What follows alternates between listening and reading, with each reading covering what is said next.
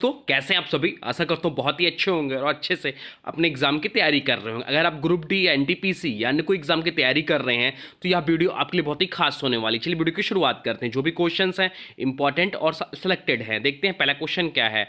पहला क्वेश्चन आपसे पूछा है, कौन सा तत्व पृथ्वी की पपड़ी में सबसे अधिक मात्रा में पाया जाता है।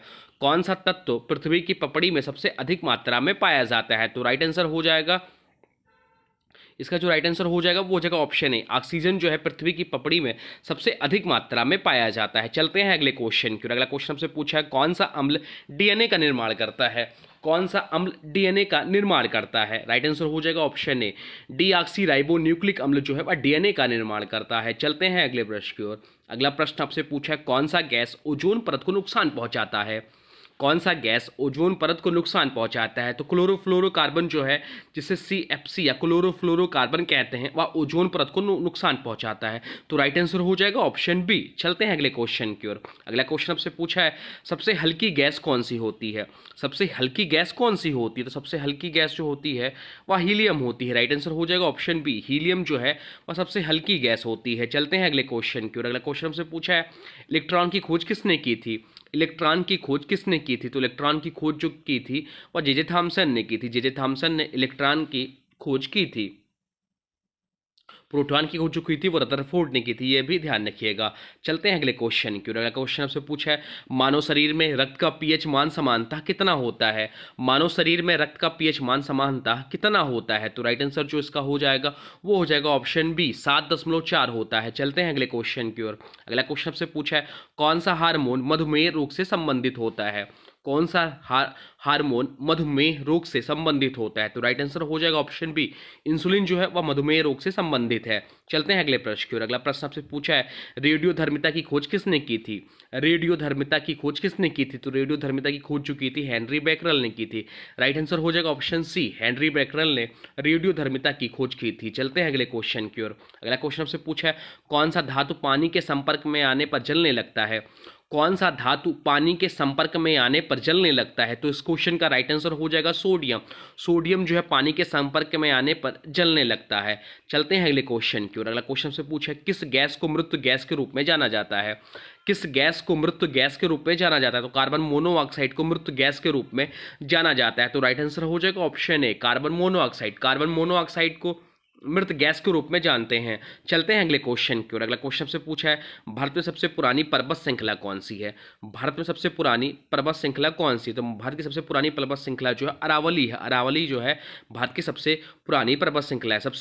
विश्व का सबसे ऊंचा पर्वत जो है हिमालय पर स्थित माउंट एवरेस्ट है। माउंट एवरेस्ट है जिसकी ऊंचाई है 8,848.5 मीटर। इसे नेपाल में सागर माथा कहते हैं। चलते हैं अगले क्वेश्चन की ओर। अगला क्वेश्चन से पूछा है, भारत का सबसे पुराना संयंत्र परमाणु ऊर्जा संयंत्र कौन सा है। भारत का सबसे पुराना परमाणु ऊर्जा संयंत्र कौन सा है। तो भारत का सबसे पुराना परमाणु ऊर्जा संयंत्र जो है वह तारापुर है। तारापुर भारत का सबसे पुराना परमाणु ऊर्जा संयंत्र है। चलते हैं अगले क्वेश्चन की ओर। अगला क्वेश्चन से पूछा, भारत का सबसे बड़ा बंदरगाह कौन सा है।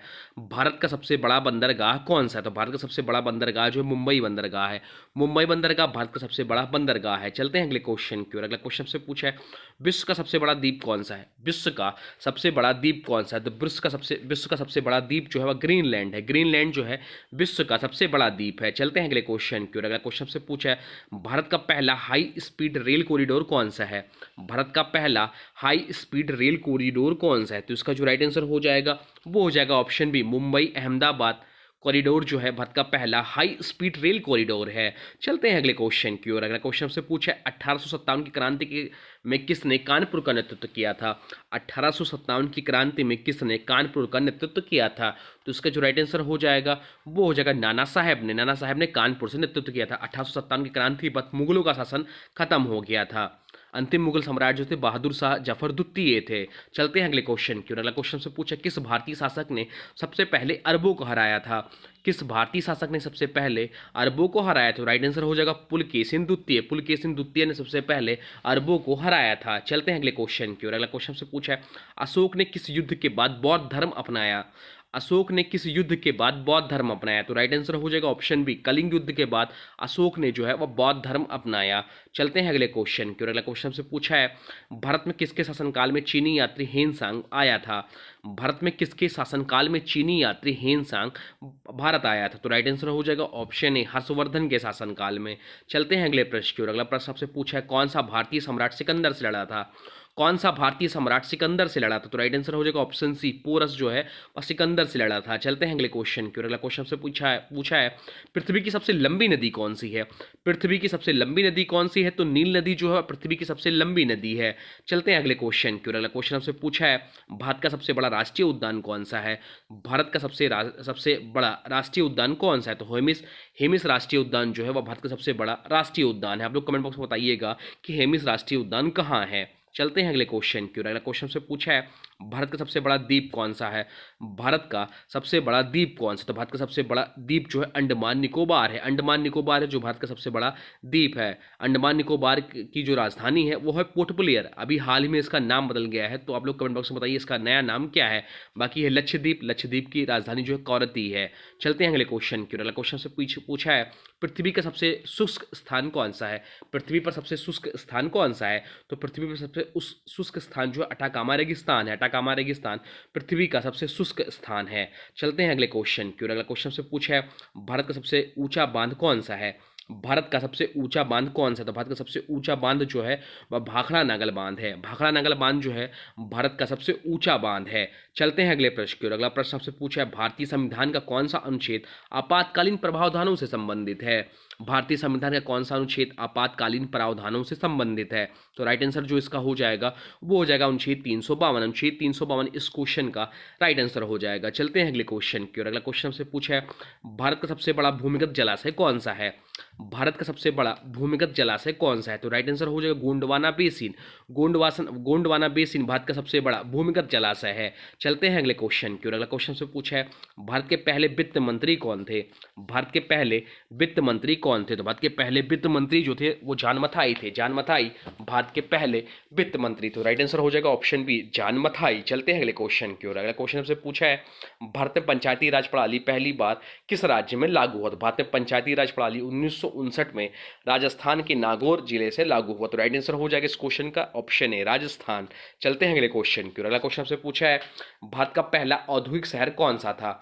भारत का पहला औद्योगिक शहर कौन सा था? तो राइट आंसर जो इसका हो जाएगा वो हो जाएगा ऑप्शन बी, जमशेदपुर जो था भारत का पहला औद्योगिक शहर था।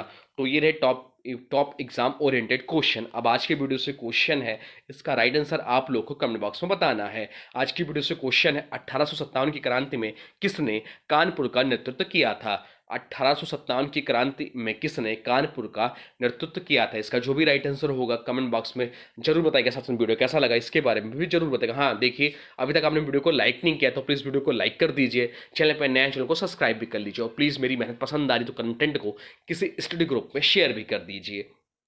तो चलिए मिलते हैं एक नए वीडियो में, तब तक के thanks for watching railway exam target. For more update please subscribe railway exam target channel को।